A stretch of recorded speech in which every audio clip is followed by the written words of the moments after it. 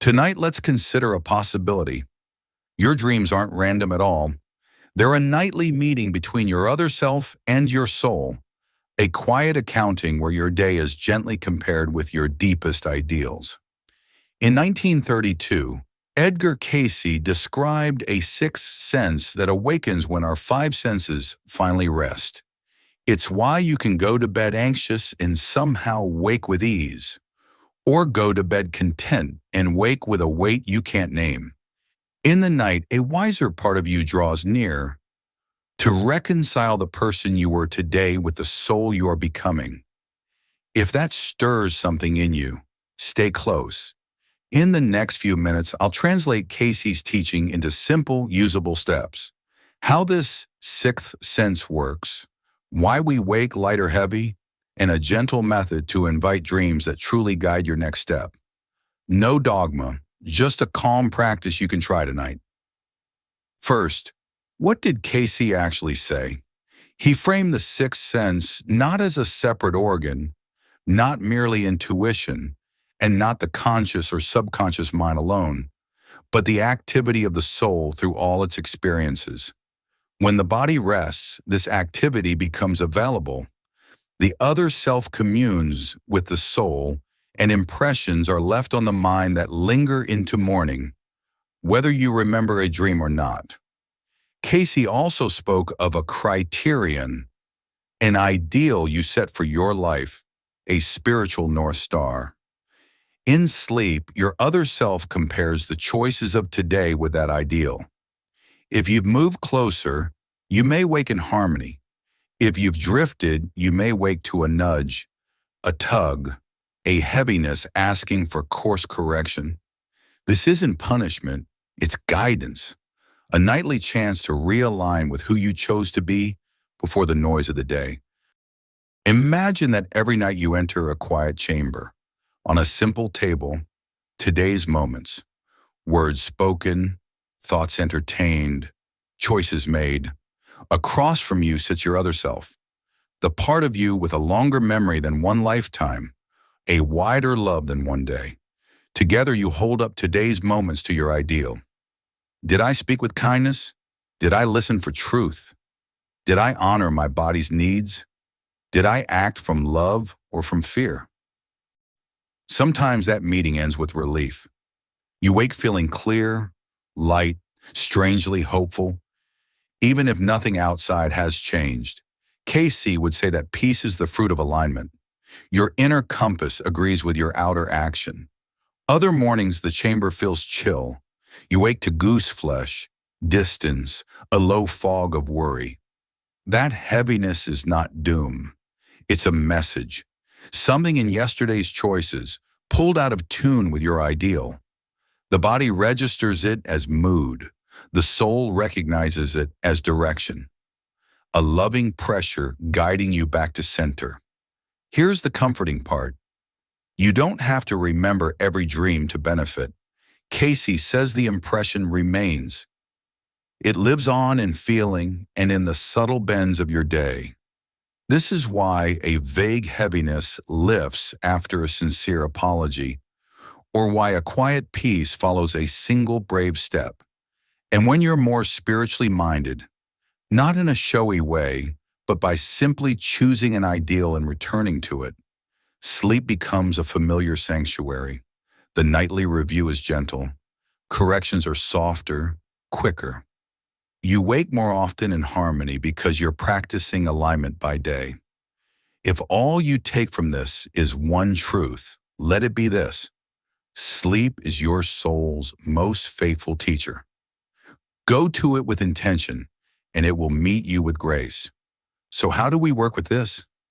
Cayce often refers to entering the silence, not emptiness, but presence, sitting within the radiant hush of your chosen ideal. For Cayce, the ideal was the Christ pattern. Love lived as service.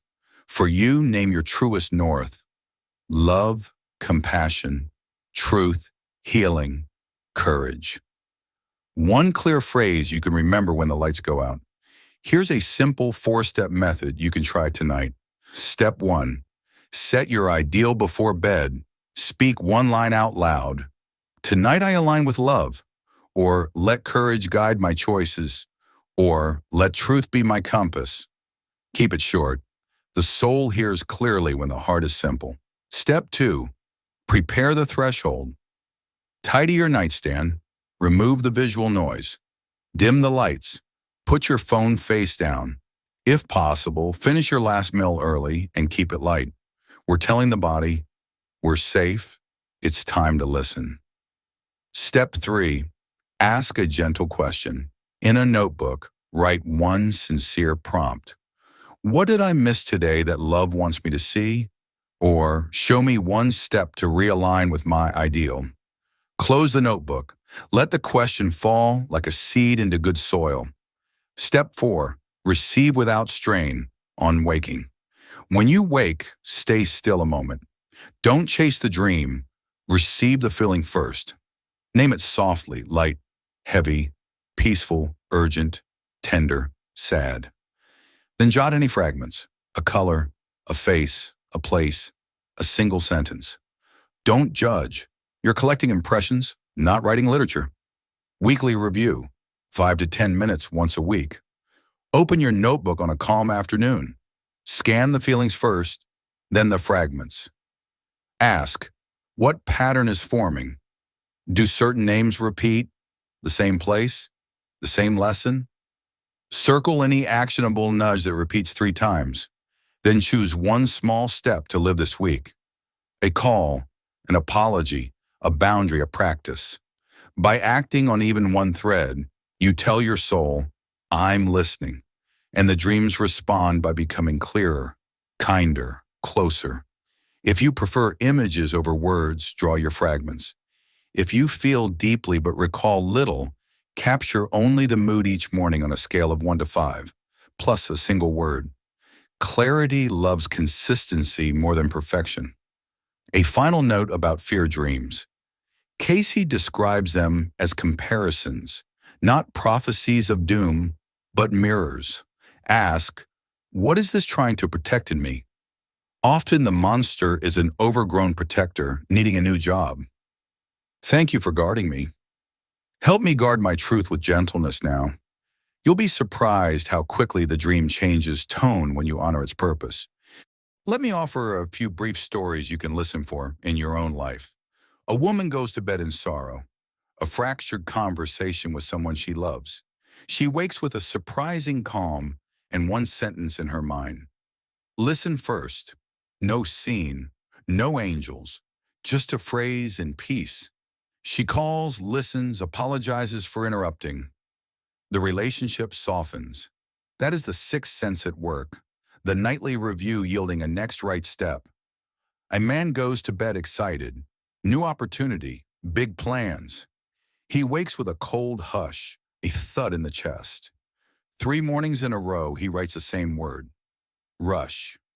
He slows down, asks 2 more questions, and discovers a red flag. He adjusts the plan instead of abandoning it. That heaviness wasn't punishment. It was guidance, a seatbelt quietly clicking into place. Maybe your dreams come in colors, gold when you're aligned, blue-gray when you're off. Maybe they come as places, a warm kitchen when you're nourished by truth, a narrow hallway when you're avoiding a choice, or maybe they arrive as simple feelings that lift the moment you take one honest action. All of these are valid languages of the soul. If you've named an ideal and you keep showing up, your dreams will keep meeting you. Some nights there'll be gentle confirmation. Well done. Keep going. Other nights they'll place one pebble in your shoe so you notice the path you're on. Both are acts of love. Reframe for tonight. Sleep is not just escape, it's appointment. You're not failing when you wake heavy, you're being invited. And you don't need a dramatic vision to live this work. One feeling named, one fragment captured, one small action taken in daylight. That's how you turn the nightly review into a daily transformation. If this spoke to you, I'd love to hear your experience. Question for you. Do you remember a time you woke unusually light or unusually heavy and later realized why? Share it in the comments. Your story will help someone notice their own guidance. If you want more like this, subscribe and tap the bell so you don't miss the next episode. We'll explore decoding common dream motifs in Cayce's approach. Flying and falling, teeth and tidal waves, doors and trains, what they often point to, and how to test the meanings in your life. Until then, may tonight's sleep be a kind teacher. Set one line as your ideal. Ask one gentle question. Wake to one honest feeling, and take one loving step. I'm cheering for you. Good night.